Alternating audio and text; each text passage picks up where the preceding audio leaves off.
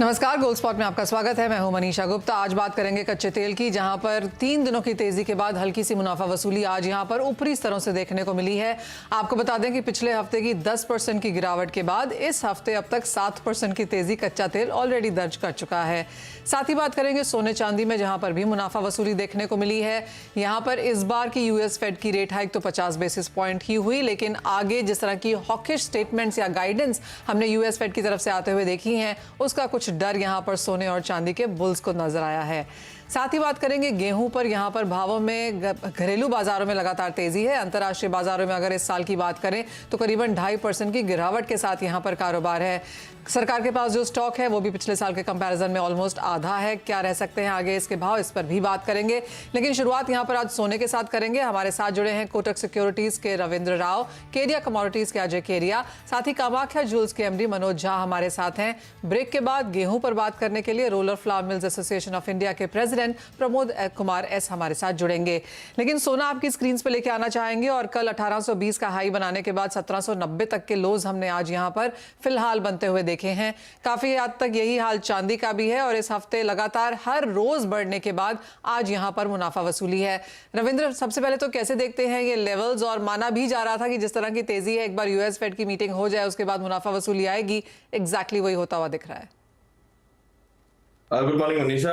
बिल्कुल, क्योंकि एक्सपेक्टेड ये था कि 50 बेसिस पॉइंट हाइक होगा और वही हुआ, क्योंकि inflation it is coming down since last 5 months and अभी ये दिसंबर 2021 के लोस पर है इन्फ्लेशन नंबर्स, जो कि 7.1% पे आया था सीपीआई। और उसके अलावा अगर देखें तो थोड़ा सा इकोनॉमिक डेटा जो है those are coming slightly, those are disappointing.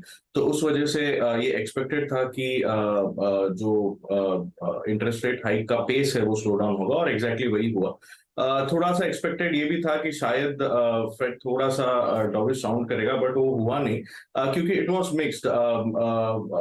ये तो इंडिकेटेड था पहले से ही कि जो इंटरेस्ट रेट हाइक्स है that will go for longer than expected, क्योंकि इन्फ्लेशन जो है वो अभी भी इनके टारगेट रेट के काफी ऊपर है। लेकिन slowing down of interest rate hike is also a positive, क्योंकि आगे जाके अभी ये अटकलें लगाई जा रही है कि शायद फरवरी मीटिंग में 25 बेसिस पॉइंट हो सकता है, क्योंकि इनका टर्मिनल रेट जो है now that will be somewhere near 5.1%। तो अगर उसे देखें तो I think next 25 basis point का हाइक हो सकता है। तो मेरे हिसाब से actually this is I would say not very bearish for precious metals. लेकिन ऑलरेडी गोल्ड और सिल्वर में एक तेजी हमने देखी थी, बिकॉज ये सारा चीज जो है वो डिस्काउंट हुआ था, और उसी वजह से हमने आफ्टर द एफओएमसी मीटिंग एक प्रॉफिट बुकिंग देखी है। Now I think next 15 days, that is still this month and, कोई मेजर ट्रिगर नहीं है। हाँ, आज ईसीबी और बीओई का मीटिंग है, तो उसमें भी एक्सपेक्टेड यही है कि they might slow down the pace of rate hikes, और 50 बेसिस पॉइंट हाइक का एक्सपेक्टेशन है।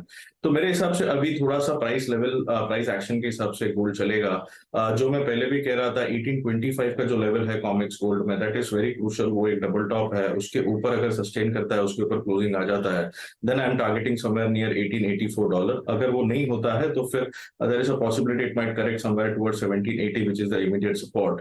तो मुझे लगता है कि जब तक ये नहीं निकालता तब तक एक कंसोलिडेशन फेज चलेगा गोल्ड में, और 1825 से लेकर 1780 का रेंज रहेगा। और अगर एमसीएक्स की बात करें तो एमसीएक्स में आई थिंक 54,000 55,000 का जो हाई लगाया था, वो that looks like a temporary top now, और downside would be capped somewhere near 53,650, 53,700. So I think this will be the broader range for this entire month, for next 15 days. Okay, तो ये next 15 days के लिए prices के हिसाब से outlook आपको दिया